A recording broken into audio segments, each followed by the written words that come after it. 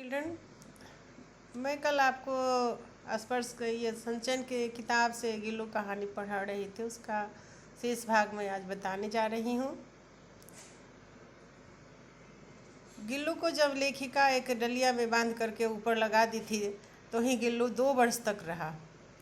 और न जाने वो उसके समझ में क्या आता था, वो ऐसा क्रियाकलाप करता था जिसे देख करके लोग आश्चर्य में रहते थे। वह स्वयं हिलाकर अपने घर में झूलता और अपने कांच की मनकों सी आँखों यानी उसकी आँख की विशेषता बताई जा रही है। जैसे कांच चमकता है उसी तरह से गिल्लू का आँख चमका करता था।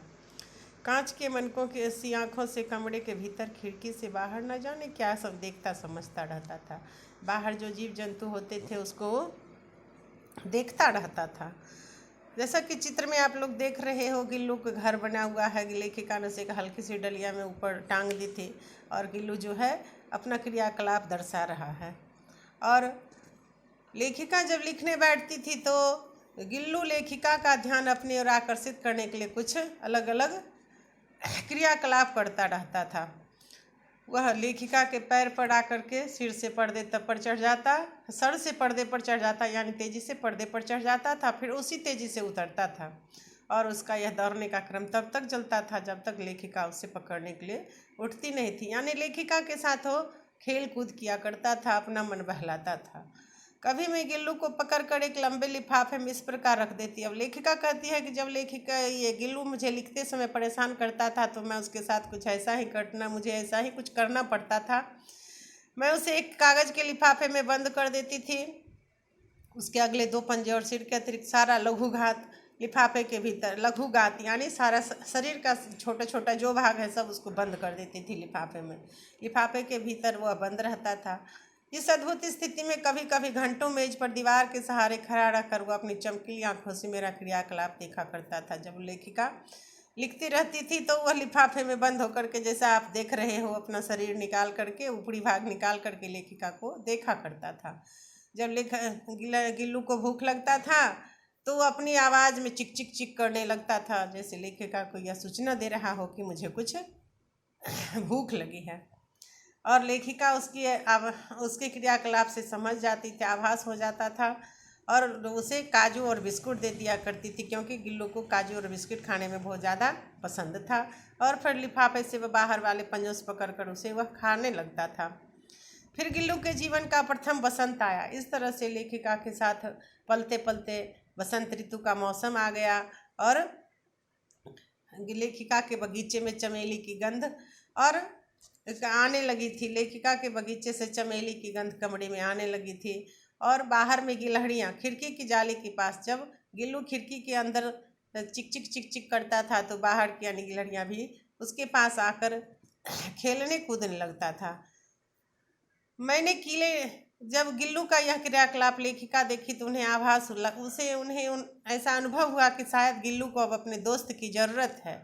इसलिए लेखिका ने अपने आभास के अनुसार क्या किया, अपनी खिड़की के जाली का एक कोना का कील निकाल दी और उसी मार्ग से गिल्लू बाहर जाता था और अपने मित्रों के साथ खेलता कूदता रहता था। लेकिन इसे घर में जो चिड़िया खाना था उसके अन्य जीव प्राणियों से, जैसे कुत्ते बिल्ली से भी बचाना एक समस्या ही थी, क्योंकि गिल्लू एक छोटा सा प्राणी था। इसलिए उसको कमरे में बंद ही रखना चाहती थी। और जब कभी लेखिका बाहर जाती थी घर से तो गिल्लू को कमरे में बंद करके जाया करती थी। और जब वो लौटती थी तो जब कमरा खोलती थी, पैर भीतर रखती थी, वैसे ही गिल्लू आकर के उनके द्वार के से भीतर आकर लेखिका के सिर से पैर तक, पैर से सिर तक दौड़ लगाने लगता था। और यह क्रियाकलाप रोज गिल्लू का एक दिनचर्या सा बन गया था, जैसा आप देख रहे हो चित्र में। जब लेखिका बाहर से आती थी तो अपना प्यार जताने के लिए लेखिका के कंधे पर चढ़ जाती थी, पैर से सिर पर, सिर से पैर पर। और लेखिका कमरे से बाहर जाने पर गिल्लू भी खिड़की की खुली जाली की राह बाहर चला जाता था। लेखिका जब बाहर जाती थी अपने काम से तो गिल्लू भी अकेले कमरे में नहीं रह पाता था और अन्य गिलहरियों के साथ बाहर निकलकर खेलने लगता था, जैसे झुंड का नेता बना रहता था। और ठीक 4 बजे वह खिड़की के भीतर आकर अपने झूले में झूलने लगता था। एक ये पता हो गया था कि लेखिका इतने टाइम से अपने घर वापस लौटती हैं। तो बच्चे जानवर क्या होते हैं, प्यार के भूखे होते हैं। पालतू जानवरों को आप लोगों ने देखा होगा, उसके साथ जो रोज का क्रियाकलाप होता है उसको अनुसरण करने लगता है, जैसा कि गिल्लू ने किया था। मुझे चौंकाने की इच्छा उसमें न जाने कब और कैसे उत्पन्न हो गई थी। कभी फूलदान के फूलों में छिप जाता था, कभी पर्दे की चुन्नट में और कभी सोनजूही की पत्तियों में। लेखिका जब लेट से लौटती थी तो लेखिका को चौंकाने के लिए वह लुका छिपी का खेल खेलने लगता था। लेखिका कहती है कि मेरे पास पशु पक्षी तो बहुत था, लेकिन जितना गिल्लू से लगा हुआ था उतना इस अन्य पशु पक्षियों से कभी नहीं हुआ था। आज तक कोई भी जानवर पालतू होते हुए भी मेरे साथ कभी खाने की हिम्मत नहीं की थी, लेकिन गिल्लू लेखिका से इतना ज़्यादा घुल मिल चुका था कि लेखिका जब खाने बैठती थी तो वह लेखिका की थाली में खाने के लिए अपना पंजा बढ़ा देता था।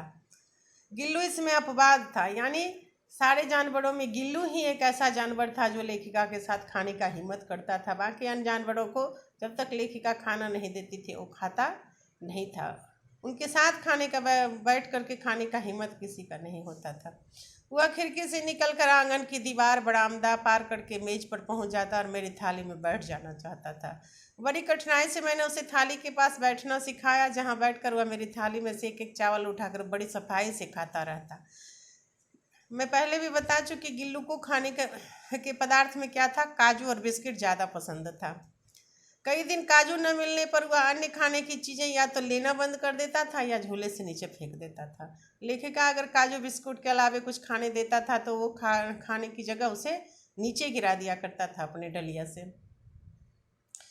एक दिन की बात है कि लेखिका कहीं जा रही थी और वो दुर्घटनाग्रस्त हो गई। दुर्घटनाग्रस्त होने के कारण कई दिन उन्हें अस्पताल में रहना पड़ा और गिल्लू घर पर अकेला रह गया।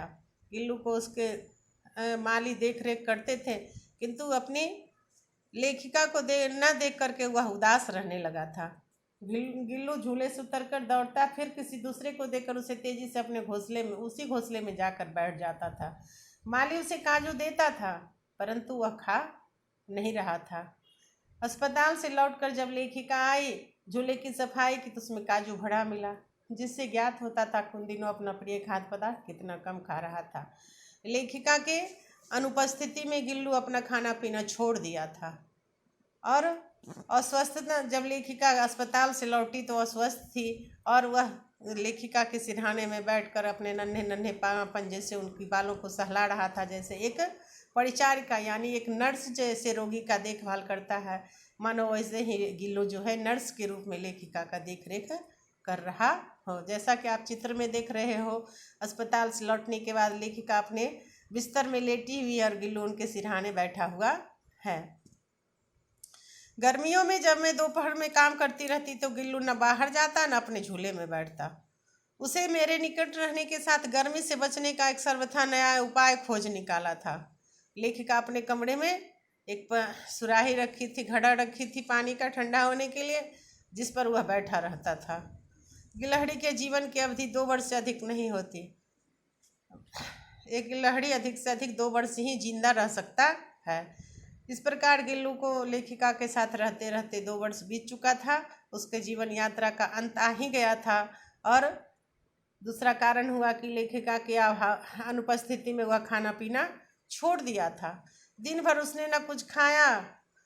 रात के में अंत की यातना में वह भी अपने झूले से उतरकर मेरे बिस्तर पर आया। लेखिका जिस दिन उसका अंत समय था वो अपने झूले से उतर करके लेखिका के बिस्तर के पास आकर बिस्तर पर आकर लेट गया और ठंडे पंजों से मेरी वही उंगली पकड़कर हाथ से चिपक गया, जिसे उसने अपने बचपन की मरणासन स्थिति में पकड़ा था। यानी शुरुआती में जब वह घायल अवस्था में मिला था तो जिस तरह से लेखिका के पंजों से चिपक कर पलाया था, उसी प्रकार मरने के समय भी वह अंत समय में लेखिका के पंजों से चिपक गया और उसका शरीर इतना ठंडा हो गया था कि लेखिका उसे गर्मी देने के लिए हीटर जलाई, किंतु सुबह की किरण निकलते ही वह किसी और जीवन में जागने के लिए सो गया, यानी और उसकी मृत्यु हो गई। उसका झूला उतार कर रख दिया गया खिड़की की जाली। गिल्लू की मृत्यु उपरांत लेखिका उदास रहने लगी और उसका खिड़की का जाली बंद कर दी, उसके झूले को उतार कर रख दी। परंतु गिलहरियों की नई पीढ़ी जाली के उस पार अन्य गृहणियाँ जो खिड़की पर आकर गिल्लू को चिक चिक चिक के आवाज़ सुनाती थी, वह आता रहा। सोनजूही की लता के नीचे लेखिका जो है, गिल्लू के मरने के बाद एक पेड़ था, उसके नीचे ज़मीन में गाड़ दी। इसलिए भी उसे यह लता सबसे अधिक प्रिय थी, क्योंकि वो गिल्लू का समाधि मान ली थी उस जगह को। इसलिए भी कि उस लघुघात का किसी बासंती दिन जूही के पिता अब छोटे फूल में खिल जाने का विश्वास मुझे संतोष देता है। और स्टार्टिंग में भी आप लोग पढ़े, सोनजूही पर जब पीला फूल खिला था तो लेखिका को आभास हुआ था कि यह फूल ही मेरा गिल्लू है, शायद गिल्लू ही फिर से जन्म ले लिया है, ऐसा लेखिका को आभास होने लगा।